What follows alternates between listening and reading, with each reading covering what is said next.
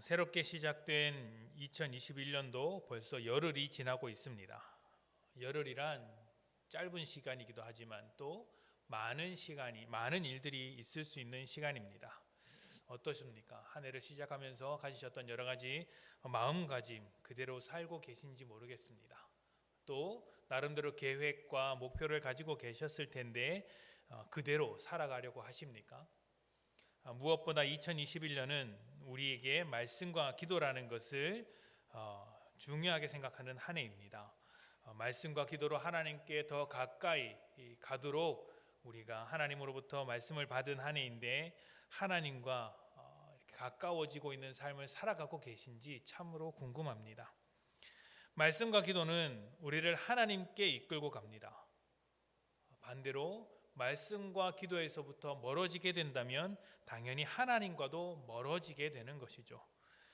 2021년 말씀과 기도를 우리에게 요구하신 하나님의 마음을 잘 이해하시고 이미 우리에게 가까이 오신 하나님께 더 나아가는 성도님들이 되셨으면 좋겠습니다. 하나님께서는 우리에게 응답하시기 위해서 또 은혜를 더하시기 위해서 가까이 오셨습니다. 그런 하나님을 깊이 만나고 동행함으로 주시고자 하는 은혜를 충분히 받는, 그리고 그 은혜 가운데서 누리며 살아가는 복된 성도님들이 되시기를 축복합니다. 오늘은 우리가 하나님께 더 가까이 다가가기 위해 말씀을 읽는 것이 어떤 의미를 가지고 있는지 두루두루 좀 살펴보도록 하겠습니다.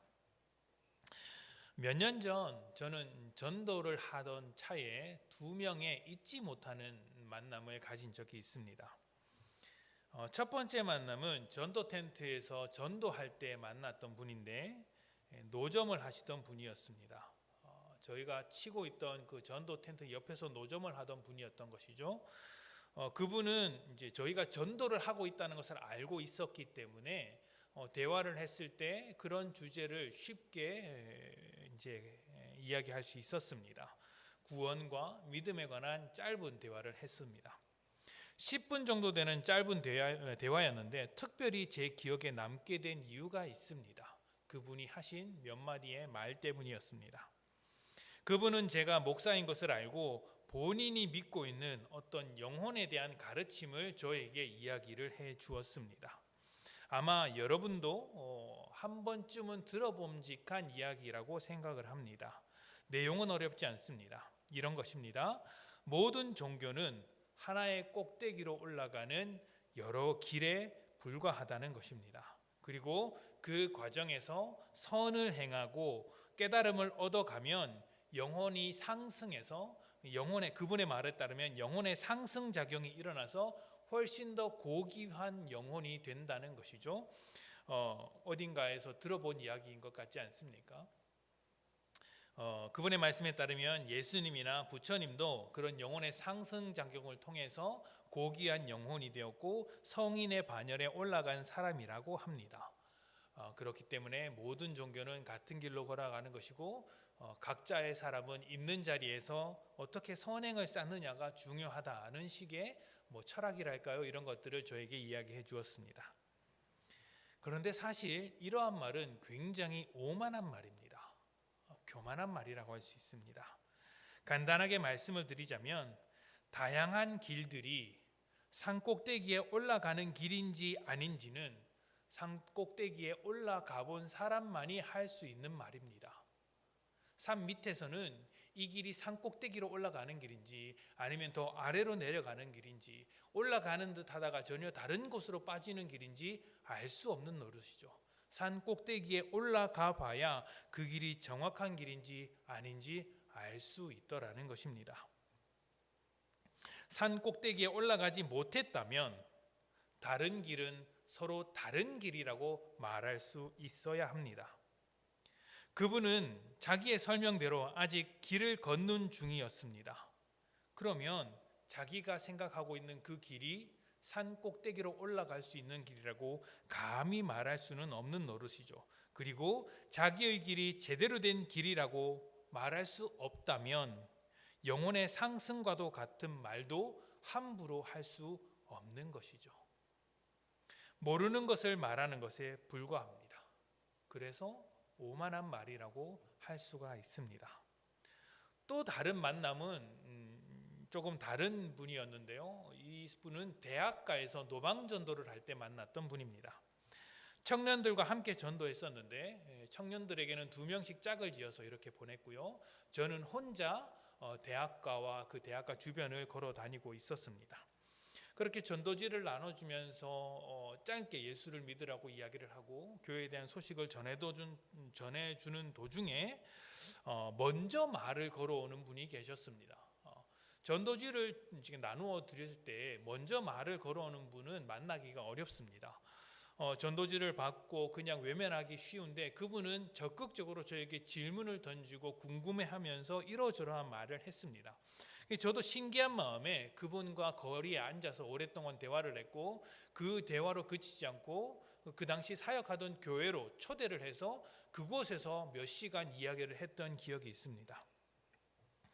이분은 직장에서 자신을 전도하려는 사람과 오랫동안 대화하던 중이었습니다. 그래서 아마 그런 성경에 대한 내용들 또 예수 그리스도에 대한 내용들을 몇 번 들어왔기 때문에 어렵지 않게 대화할 수 있었던 것 같습니다. 그리고 나름대로 성경에 대한 판단과 생각을 가지고 계신 분이었습니다. 저는 교회에서 그분과 오랫동안 대화하면서 그분이 가지고 있던 생각을 들을 수 있었는데 여러 가지 생각들을 뒤로 하고 한 가지 기억에 남는 것은 창세기에 기록된 천지 창조의 부분을 굉장히 받아들이기 어려워했던 것 같습니다. 과학적으로 맞냐 틀리냐 이런 것을 따진 것이 아니라 그곳에서 설명하고 있는 하나님의 일하심에 대해서 조금 받아들이기 어려워했던 것 같습니다. 아마 본인의 이해를 넘어선 이야기였기 때문에 이해하고 받아들이는데 좀 어려워했지 않았나라는 생각이 듭니다. 그분에게 제가 설명해 드릴 수 있는 최선을 설명을 했고 그분은 돌아가서 또 자신을 전도하던 분과 또 대화한 것으로 알고 있습니다. 두 분의 대화를 되짚어 보면 한 가지 공통점이 있습니다. 성경이나 하나님에 관한 주제를 놓고 이야기했지만 결국에는 자기 생각을 말하는 것이었다는 것입니다. 성경이 말하고자 하는 내용에 대해서는 별로 이해하지 못했고 또 하나님께서 하나님 자신을 어떻게 설명하고 있는지에 대한 관심도 별로 없었습니다. 그저 자기가 어떻게 생각하는지에 대해서만 끊임없이 말하고 있었다는 것이죠. 사랑이 무엇이냐고 묻는다면 여러분은 무엇이라고 대답하시겠습니까? 사랑.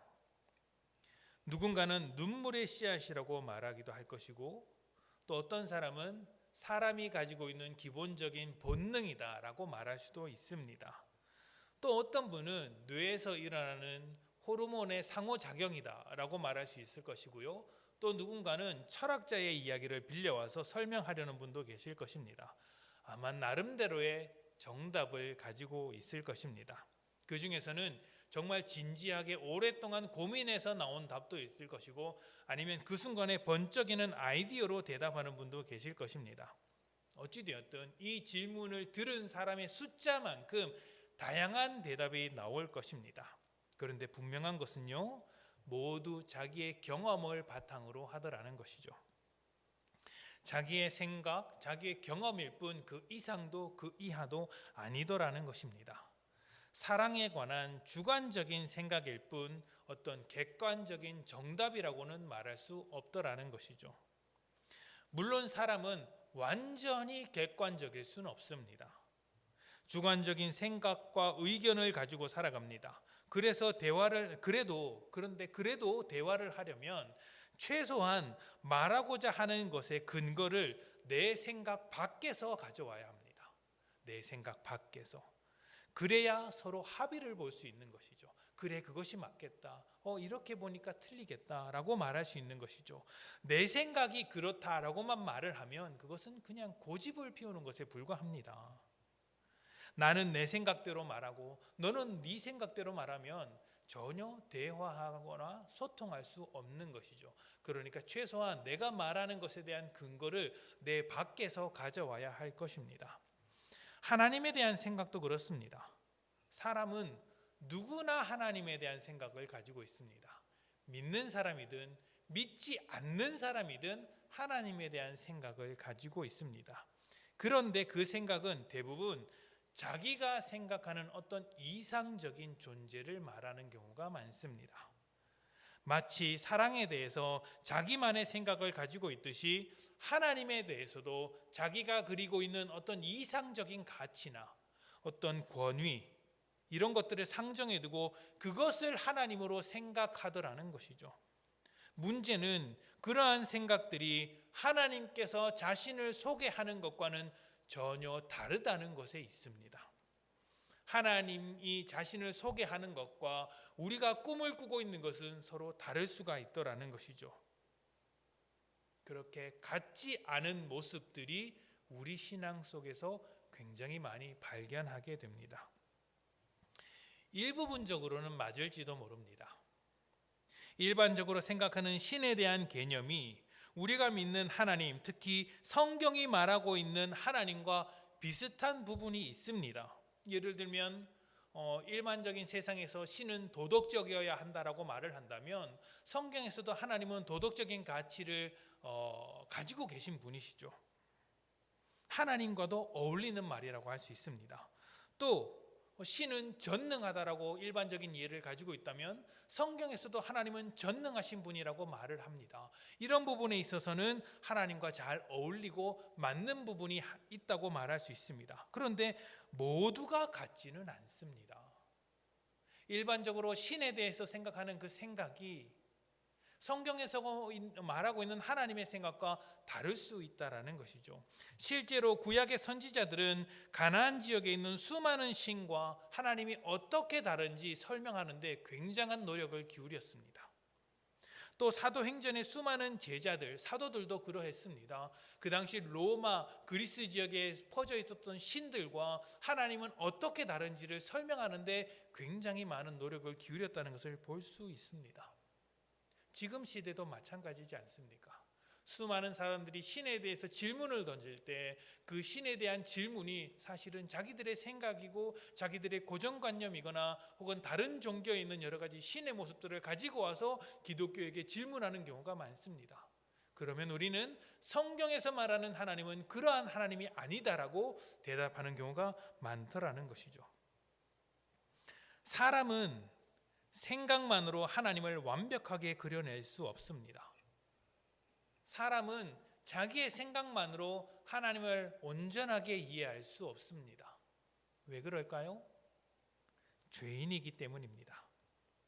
죄인은 하나님을 볼 수 없고 하나님과 멀리 떨어진 존재입니다. 멀어진 만큼 왜곡하기도 쉽고 오해하기도 쉬운 것입니다. 예전에는 밤하늘에 떠있는 달을 보면서 토끼가 산다고 했습니다. 왜 뜬금없이 토끼라고 할까요? 달 표면에 있는 거뭇거뭇한 모양이 토끼 모양이었기 때문입니다. 우리나라에선 토끼인데요, 다른 나라에서는 귀신이라고 이야기를 하고 또 다른 나라에서는 여인의 얼굴이라고도 한다고 합니다. 그러니까 보여지는 대로 멀리 떨어져서 보고 있으니 그 모양이 마치 토끼 모양과 같아서 토끼가 산다고 오해했던 것이죠. 그런데 지금은 망원경으로 달을 가까이 볼 수도 있습니다. 또 아예 비행기를 타고 우주선을 타고 달에 직접 가기도 합니다. 그러면서 가까이 가보니, 가까이 쳐다보니 달에는 토끼가 살지 않는다는 것을 발견하지 않습니까? 이것은 모두 거리의 차이입니다. 멀리 떨어져서 보는 것과 가까이에서 보는 것은 차이가 있습니다. 멀리 떨어져서 보면 달을 오해할 수밖에 없죠. 다 틀리다고 말하지는 않을 것입니다. 부분적으로는 맞는 것도 있습니다. 달에 대해서 말할 때 둥글다, 빛이 난다, 이런 것들은 다 맞는 말이죠. 그런데 토끼가 산다는 말은 틀린 말 아니겠습니까? 멀리 떨어져서 보니 직접 갈 수 없으니, 만날 수 없으니 실제와 다른 오해를 만들어내기도 하고 왜곡된 이해를 가지기도 하더라는 것이죠. 이 모든 것이 거리 때문에 벌어진 일입니다. 멀리 떨어져 있기 때문에 벌어진 일입니다. 그리고 하나님과 영원히 멀어진 죄인도 하나님을 그렇게 생각합니다. 하나님을 오해하고 왜곡해서 자기 마음대로 생각하더라는 것이죠. 이런 오해가 성경 가운데 얼마나 많이 있는지, 사람들 가운데 얼마나 많이 있는지 모릅니다. 성경은 하나님과 멀어진 거리를 좁혀주는 힘이 있습니다. 성경은 우리와 하나님의 사이를 자꾸 가깝게 만들어줍니다. 멀어져서 오해했던 생각을 벗겨내고 하나님을 더 자세히 가르쳐줍니다. 우리는 하나님을 알아가면서 가까워지고 또 하나님과 가까워진 만큼 더 하나님을 알고자 하는 마음이 생기게 됩니다. 어린 시절 교회에서 밤새도록 이야기해 본 경험을 가지신 분이 계실 것입니다. 또 대단한 이야기는 아니지만 교회 계단에 앉아서 친구들과 혹은 누군가와 만나서 오랫동안 이야기해 본 경험이 있을 겁니다. 또는 소그룹 모임에서 속내를 터놓고 자기 이야기를 끊임없이 꺼내놓은 사람도 있을 것입니다. 이렇게 이야기를 꺼내놓는 시간을 갖게 되면 이전과는 다르게 더 끈끈한 관계를 맺게 됩니다. 어린 시절 그 교회 계단에 앉아서 오랫동안 이야기했던 그 사람과 왜 그렇게 애틋한 관계를 맺게 될까요? 이야기를 나누었기 때문이죠. 이것이 알아가는 관계의 힘입니다. 서로 알아가게 되면 인사만 하는 피상적인 관계를 넘어서 알아가는 관계가 된다면 그 관계는 평생 가는 관계가 되는 것입니다. 끈끈해지고 평생 가는 관계가 되는 것이죠. 또 누군가 나를 알아준다는 것이 이 외롭고 척박한 세상에서 큰 힘이 되지 않습니까? 내가 이렇게 어렵게 살아가는데, 힘들게 살아가는데 아무도 알아주지 않는다면 그 삶은 정말로 외롭고 힘든 삶이 됩니다. 알아준다는 것, 알고 있다는 것은 굉장한 힘이 되는 것이죠. 고린도전서 13장 12절 말씀을 함께 봅시다.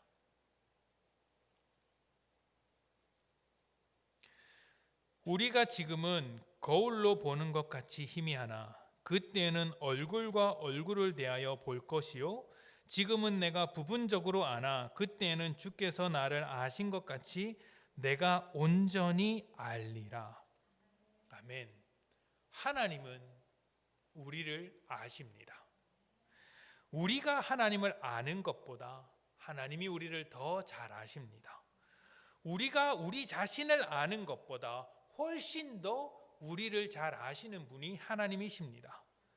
반면 우리는 지금 하나님을 부분적으로만 알고 있습니다. 우리를 알고 계신 하나님을 정작 우리는 모르더라는 것이죠. 하나님은 우리를 알고 계시지만 우리는 하나님을 모릅니다. 왜 그러냐면 거리가 멀기 때문입니다. 멀어서 제대로 볼 수 없는 우리를 위해 하나님은 끊임없이 다가와 주시며 끊임없이 자기를 가르쳐 주십니다. 자기를 드러내십니다. 숨지 않고 다가와서 말씀하시며 응답하시고 감동을 주십니다. 하나님께서 자신을 감추시면 우리는 하나님을 절대로 찾을 수 없기 때문에 친히 다가와서 드러내 주시는 것이죠. 이렇게 자신을 사람들에게 보여주시고 드러내 주시는 것을 계시라고 합니다. 계시. 그리고 이 계시의 결정체가 성경이며 성경 안에서 가장 핵심적인 내용이 십자가입니다. 다시 말씀드리면 계시의 결정체가 십자가라고 말씀드릴 수도 있습니다. 고린도전서 1장 24절입니다. 오직 부르심을 받은 자들에게는 유대인이나 헬라인이나 그리스도는 하나님의 능력이요 하나님의 지혜니라. 아멘. 예수님은요 하나님의 능력이 되시며 하나님의 지혜가 되십니다. 예수님에게 하나님의 모든 성품과 일하심이 있습니다. 그리고 예수님의 모든 성품과 일하심은 십자가 안에 있습니다. 그래서 우리는 십자가를 통해 예수님을 이해합니다. 그리고 예수님을 통해 하나님을 이해합니다. 또한 예수님을 통해 성령님께서 어떻게 일하시는가를 발견할 수도 있습니다. 같은 하나님의 이름을 부르더라도 십자가가 없이는 하나님을 안다고 할 수 없습니다. 대표적으로 바울을 생각해 볼 수 있습니다. 바울은 예수님을 만나기 전에도 하나님을 믿던 사람이었습니다. 하나님을 안다고 자부했고 하나님을 향한 뜨거운 열정을 가지고 있었던 사람이기도 했습니다. 그런데 예수를 믿고 전혀 다른 삶으로 변했던 것이죠. 똑같이 하나님을 믿고 있는데 예수를 믿기 전과 후가 너무나도 달라졌던 것입니다. 열정은 그대로였고 하나님을 향한 소망과 믿음은 그대로였는데 그 내용이 완전히 달라지더라는 것이죠. 사도행전 말씀을 좀 보도록 합시다. 사도행전 13장 43절과 46절입니다. 사도행전 13장 43절과 46절 43절입니다. 회당의 모임이 끝난 후에 유대인과 유대교에 입교한 경건한 사람들이 많이 바울과 바나바를 따르니 두 사도가 더불어 말하고 항상 하나님의 은혜 가운데 있으라 권하니라. 그 다음 안식일에는 온 시민이 거의 다 하나님의 말씀을 듣고자 하여 모이니 유대인들이 그 무리를 보고 시기가 가득하여 바울이 말한 것을 반박하고 비방하거늘 바울과 바나바가 담대히 말하여 이르되 하나님의 말씀을 마땅히 먼저 너희에게 전할 것이로되 너희가 그것을 버리고 영생을 얻기에 합당하지 않은 자로 자처하기로 우리가 이방인에게로 향하노라. 아멘. 바울이 회당에서 예수님을 전하자 유대인의 무리들이 반박합니다. 이들이 서로 다른 하나님을 말하고 있었을까요? 서로 다른 성경을 보고 있었을까요? 똑같은 구약 성경을 믿고 똑같은 구약 성경에 소개되고 있는 하나님을 소개합니다. 똑같은 하나님을 말하고 똑같은 성경을 보고 있었습니다. 다른 것은 딱 한 가지, 바울은 예수님을 통해 하나님을 이해하기 시작하더라는 것이죠. 요한복음 1장에서 예수님을 하나님의 말씀이라고 했습니다. 육신이 되신 하나님의 말씀이 곧 예수님인 것이죠. 자신을 끊임없이 드러내시고 계시하시는 하나님께서 예수님을 통해 자신의 모든 것을 나타내셨고 십자가 위에서 자신의 모든 것을 노출시키셨습니다. 십자가를 통해 하나님과 가까워진 우리는 이제 죄인의 눈으로서가 아니라 하나님의 자녀의 눈으로서 하나님을 바라보기 시작합니다. 이제서야 하나님을 제대로 볼 수 있게 된 것입니다. 어떠십니까? 여러분들은 하나님을 제대로 알고 계십니까? 하나님을 안다는 것은 하나님과 가깝다라는 말이기도 합니다. 그래서 다시 한번 묻습니다. 여러분은 하나님과 가까이 지내고 계십니까? 하나님을 그냥 믿는 것과 가깝게 지내는 것은 다릅니다. 그냥 구원받은 것과 하나님의 자녀로서 내 삶을 살아가는 것은 전혀 다른 문제입니다. 하나님과 가까이 지내는 자의 삶은 하나님을 인식하고 하나님의 뜻대로 살아가려고 할 테지만 단순히 믿기만 하는 사람은 멀찍이 떨어져서 하나님과 서먹하게 살아가며 그냥 일주일에 한 번 예배를 드리는 것으로 온라인으로 예배를 시청하는 것으로 끝나는 것이죠. 어떻습니까? 여러분은 하나님을 알아가면서 날마다 더 가까이 지내고 계십니까? 이 예배의 시간뿐만 아니라 가정에서, 직장에서, 여러분이 발딛는 모든 곳에서 하나님과 가까이 지내려고 하십니까? 그런데 여러분, 이것을 이해하셔야 합니다. 믿음은 언제나 순종을 동반한다는 것입니다. 믿음 없는 순종, 또 순종 없는 믿음은 모두 건강한 것이 아닙니다. 건강하지 못하다는 말씀은 사실 굉장히 순화시켜서 드리는 말씀입니다. 조금 심각하게 말씀드린다면 믿음 없는 순종, 그리고 순종 없는 믿음, 이 둘 다 중병에 걸린 것과 같습니다. 암에 걸린 것과 같습니다. 굉장히 심각한 것이죠. 무슨 말씀입니까? 곧 죽는다는 이야기입니다. 죽은 믿음이고 죽은 순종입니다. 죽은 것에 무슨 열매가 있겠습니까? 믿음 없는 순종에 열매가 있을 수 없고요, 순종 없는 믿음에 열매가 있을 수 없습니다.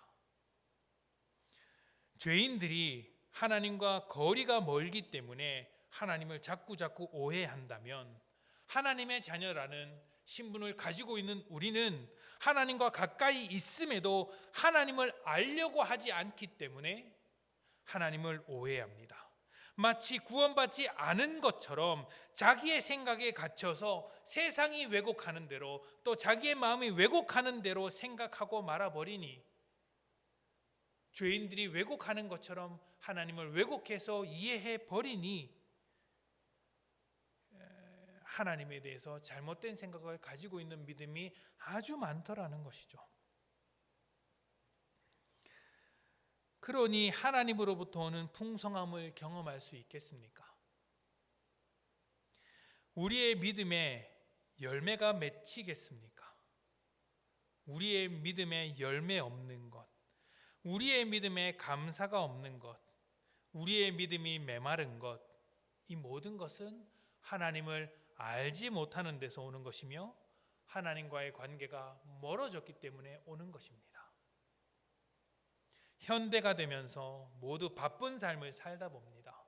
아침부터 일어나서 아이들 밥을 챙기고 출근하느라 바쁘고 학교 가느라 바쁘고 또 직장에서, 가정에서, 학교에서 하루 종일 시간을 보내는데 왜 그렇게 할 일은 많은지, 또 집에서 돌아오면 돌아온 대로, 또 저녁이 되면 저녁이 된 대로 할 일은 항상 있습니다. 그리고 그런 것들을 하느라 시간을 보내다 보니 너무 분주하다는 생각이 듭니다. 집으로 돌아와서 각자 흩어져서 하고 있는 일을 보느라면 설거지를 하든지 식사를 하든지 TV를 보든지 컴퓨터를 하든지 스마트폰을 하든지 그렇게 하면서 가족끼리 대화하지 않는 모습도 봅니다. 대화가 단절되면 어떻게 될까요? 가족 사이에도 굉장히 쉽게 오해하는 경우를 봅니다. 상대방이 한 말을 자기 생각대로 해버리는 거예요. 나는 별 의미 없이 말을 던졌는데, 별로 심각하지 않게 말을 던졌는데, 농담으로 한마디 던졌는데, 가족임에도 대화가 부족하니까 그 말을 듣고 나서도 그냥 오해해버립니다. 내가 말한 의도와는 전혀 다르게 받아들이더라는 것이죠. 사실 이런 일은요, 한두 마디의 대화면 충분히 풀어낼 수 있습니다. 충분히 그 내용을 파악할 수 있습니다. 그런데 대화가 없다 보니까 골이 점점 깊어지기도 합니다. 오해하고 상대방과의 거리가 멀어지는 것이죠.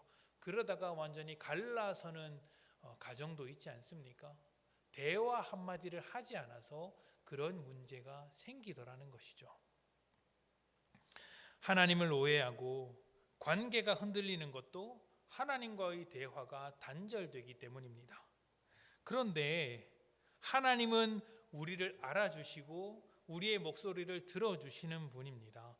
하나님 쪽에서 우리와 대화를 단절하지 않습니다. 그래서 하나님은 절대로 우리를 오해하지 않으십니다.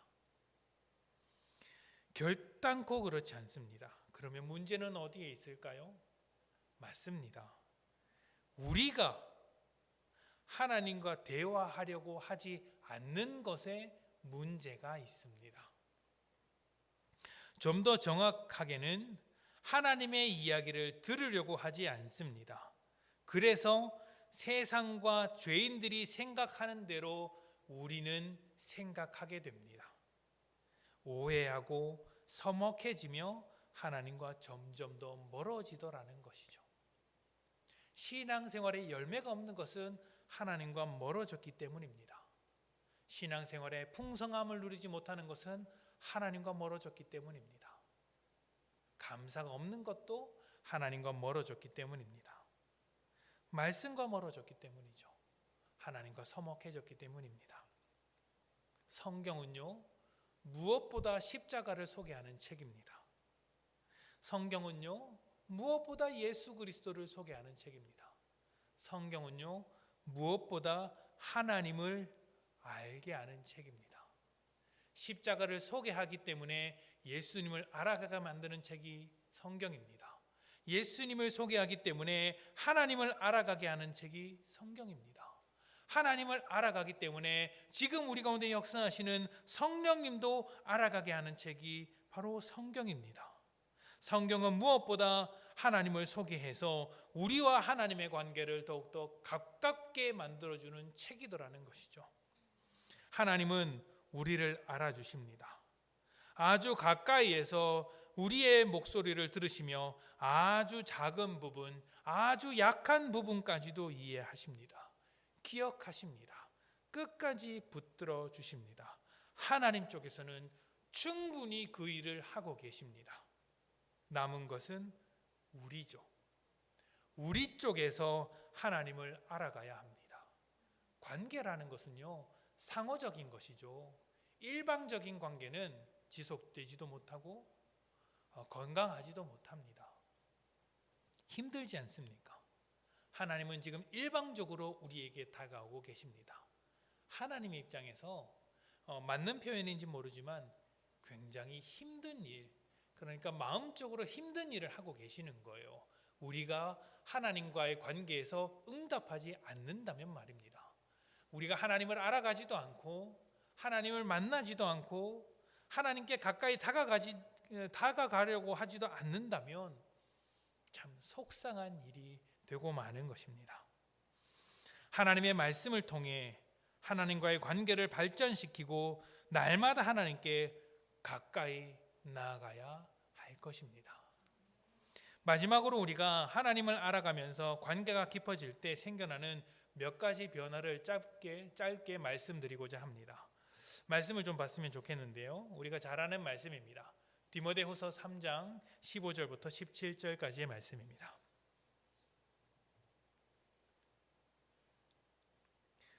또 어려서부터 성경을 알았나니 성경은 능히 너로 하여금 그리스도 예수 안에 있는 믿음으로 말미암아 구원에 이르는 지혜가 있게 하느니라.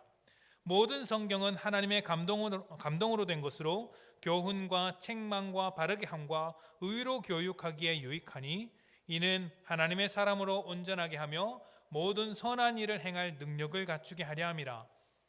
아멘. 첫째, 우리가 성경을 통해 하나님을 알아갈 때 우리는 하나님의 사람으로 더욱 온전해집니다. 여기서 온전하다는 말은 유능하다는 말로 바꿔서 사용할 수 있습니다. 하나님의 사람으로 살아가는데 능력 있게 만든다는 의미입니다. 하나님의 사람으로 능력 있다는 말은 세상에서 힘을 떨치고 잘 나가고 일이 잘 풀리고 이런 것을 의미하는 것이 아닙니다. 바로 앞에 16절의 말씀을 보면 자세하게 이해할 수 있습니다. 17절에는 하나님의 사람으로 온전하게 한다라는 말이 있습니다. 그리고 그 바로 앞에 16절에 이렇게 소개합니다.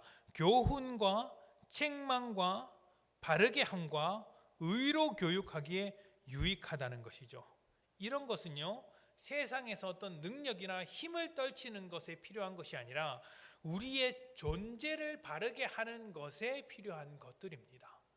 한 사람으로서 이 존재가 바르게 되는데 필요한 것이 이런 교육하는 것, 가르치는 것, 책망하는 것 아닙니까? 성경은 우리의 존재를 하나님 앞에서 그리고 세상 앞에서 바르게 살아갈 수 있도록 만들어주는 책입니다. 그리고 이렇게 하나님 앞에서 바로 설 때 우리는 하나님의 사람만이 누릴 수 있는 풍성함을 누리게 만들어 주더라는 것이죠. 그런 측면에서 온전하게 유능하게 만들어 준다라고 말할 수 있습니다. 두 번째는 우리가 성경을 통해 우리가 하나님을 알아갈 때 선한 영향력을 끼칠 수 있다는 것입니다. 성경을 통해 우리의 존재가 온전해지면 온전해진 그 삶을 통해 하나님의 선하심을 세상 가운데 뿜어낼 수가 있습니다. 드러낼 수가 있는 것이죠. 하나님께서 예수님을 통해 또 십자가를 통해 자신을 드러내셨듯이 온전한 그리스도인을 통해서도 자신을 드러내십니다. 그래서 온전한 그리스도인은 어두운 세상 가운데 빛이 되는 것이죠. 우리는 빛된 삶이 하나님의 선하심을 세상 가운데 비추는 것이고 이를 통해 하나님의 나라가 건설된다는 것을 알고 있습니다. 그 일이 바로 온전한 그리스도인들, 말씀을 통해서 하나님을 알아가며 하나님과 가까워지는 그 그리스도인들을 통해서 시작되더라는 것입니다. 우리의 선한 영향력이 하나님 나라의 결과임과 동시에 하나님의 나라를 세워가는 또 다른 재료가 되는 것입니다. 결국에는 우리가 살아가는 모든 곳에서 하나님의 통치가 이루어지는 것입니다. 마지막으로 우리가 성경을 통해 하나님을 알아갈 때 우리는 비로소 전도를 제대로 할 수 있습니다.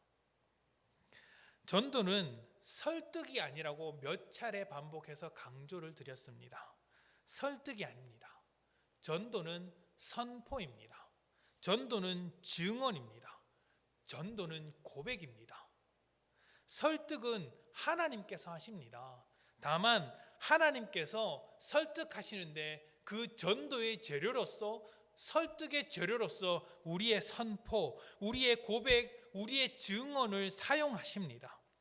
그런데 그 재료가 이상하면 제대로 된 요리가 나오겠습니까?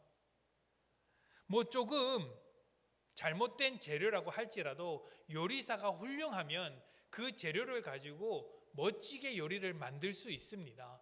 그런데 그 재료가 상한 재료라면 말이 다릅니다. 잘못된 재료, 그러니까 김치찌개를 끓여야 하는데 된장을 가져오면 그걸 가지고도 훌륭한 요리사는 멋진 요리를 만들 수 있겠죠. 그런데 김치를 가지고 왔는데 곰팡이가 쓸었거나 먹지 못하는 상한 김치라면 전혀 이야기가 할 수 없는 것이 다른 것이죠. 상한 재료로는 요리를 만들 수 없습니다. 과감하게 버려야 하는 것이죠. 성경은 우리의 고백을 상하지 않게 합니다. 잘못되지 않게 합니다. 비로소 하나님을 알기 때문에 제대로 된 고백을 할 수 있도록 만들어주더라는 것이죠. 우리가 죄인과 똑같이 하나님을 생각한다면 하나님께서 그 재료를 사용하실까요? 죄인이 왜곡하고 오해하고 있는 고백처럼 우리가 하나님을 고백한다면 하나님께서 그 고백을 굳이 사용하시겠습니까? 아니죠. 하나님께서는 세상과 다름을 선포하고 계신데, 세상에서 만나볼 수 없는 하나님을 소개하고 계신데, 세상과 똑같은 하나님을 소개한다면 어떻게 그것을 소개할 수 있겠습니까? 어떻게 그것을 사용할 수 있겠습니까? 필요 없는 재료에 불과합니다. 그래서 우리는 베드로의 이야기를 기억할 필요가 있습니다. 베드로전서 3장 15절입니다. 너희 마음에 그리스도를 주로 삼아 거룩하게 하고 너희 속에 있는 소망에 관한 이유를 묻는 자에게는 대답할 것을 항상 준비하되 온유와 두려움으로 하고. 아멘. 대답할 것을 항상 준비하는 것, 이것은 성경이 소개하는 하나님을 더욱 깊이 아는 것이고 하나님과 가까운 삶을 살아가는 것입니다. 하나님을 모르면 대답할 것을 준비하지 못합니다. 하나님을 알고 그 하나님을 알게 된 하나님과 더욱더 가깝게 지낼 때 비로소 우리가 대답할 수 있는 것을 준비할 수 있지 않겠습니까? 우리는 2021년 더욱 말씀을 가까이 하는 사역을 하게 될 것입니다. 말씀으로 하나님과 더 가까이 나가기 위해 여러 가지 사역을 할 것입니다. 코로나 때문에 잠시 멈췄던 성경 통독을 다시 시작하겠습니다. 또 여러분 개인적으로 성경을 자주 묵상할 수 있도록 소그룹 모임을 다시 시작할 것입니다. 이전부터 진행하고 있었던 큐티도 계속해서 꾸준히 하도록 할 것입니다. 이 모든 것을 하나님께 더 가까이 오라는 부르심으로 받으십시오. 부탁드립니다. 바쁘다는 이유로 말씀을 멀리하지 않으셨으면 좋겠습니다. 말씀을 가까이 할 수 있는 방법은 얼마든지 많습니다. 생각을 바꾸셔야 합니다. 바빠서 말씀을 읽지 못하는 것이 아니라 바빠서 말씀을 멀리하는 것이 아니라 먼저 말씀의 우선순위를 두십시오. 운전하는 동안 노래를 틀고 가는 것이 아니라 말씀을 들으십시오. 아침에 일어나서 짧게라도 먼저 말씀을 읽으십시오. 스마트폰 보는 시간을 줄여서 말씀을 잠깐이라도 읽으십시오. 1분도 좋습니다. 3분도 좋습니다. 5분도 좋습니다. 30분이면 더 좋고 1시간이면 더더욱 좋습니다. 그렇게 말씀을 읽는 습관, 내 주변에 말씀을 두는 습관을 두십시오. 그 말씀이 여러분을 이끌고 하나님과 더 가까이 만날 수 있도록, 더 가까이 나아가도록 이끌어 줄 것입니다. 그리고 지금까지 성경을 일독하지 못하셨다면 올해만큼은 성경을 일독해 봅시다. 성경을 한번 끝까지 읽어봅시다. 그 이상을 해보는 것입니다. 올해가 지나갈 때 하나님께 더 가까이 간 여러분을 만나게 될 것입니다. 늘사랑교회 성도님들, 말씀과 늘 가까이, 하나님께 더 가까이 가서 하나님과 친밀한 관계로 살아가는 복된 성도님들이 되시기를 축복합니다. 함께 기도합시다.